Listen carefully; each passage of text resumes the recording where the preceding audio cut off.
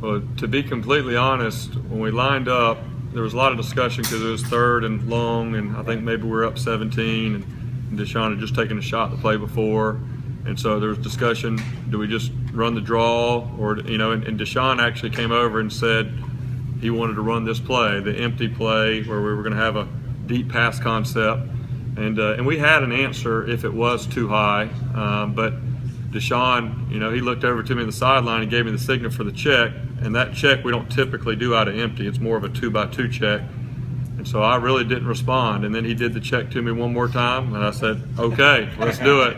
And he got Deon's attention, he did it, and I just watched it happen. So, we haven't done that in practice before, but that just shows Deshaun's second year in the offense, understanding, and then also Deon.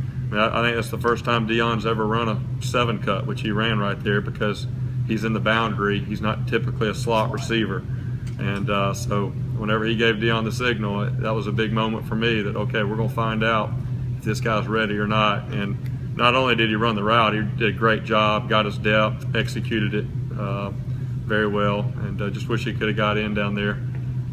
Got tight there at the goal line, but I know our guys will give him a hard time. But that was probably that, and then Artavis's touchdown, was a really big deal because Artavis was not the primary target.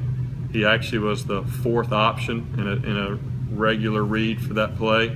But we told our guys all week long that if you get press coverage, it doesn't matter if you're the first read or the last read, you better run to win. And Tay ran to win, and Deshaun felt very comfortable that Tay was going to go win on that matchup, so he forgot all of his regular rules and said, I'm going to take the matchup, which he's allowed to do. And so I thought there were some really good teaching moments in there where you can see Deshaun making some good decisions and our guys being on the same page. And so real pleased with that. Going back to Deon rather, have you noticed a significant change from a mental standpoint in practice? Does it seem like the light's coming on for him? Yeah, I think he's getting better each week, and and he's a little bit of a gamer. He's one of those guys, and I've coached a few of those guys before here that maybe play better than the games than they do in practice. And but he's been getting better each week. I think for him, he had a slant also in the game where he went one step instead of 3 steps, and so the timing's off a little bit. He jumped off sides one time, probably had another one on one of his catches that he might have been a little quick.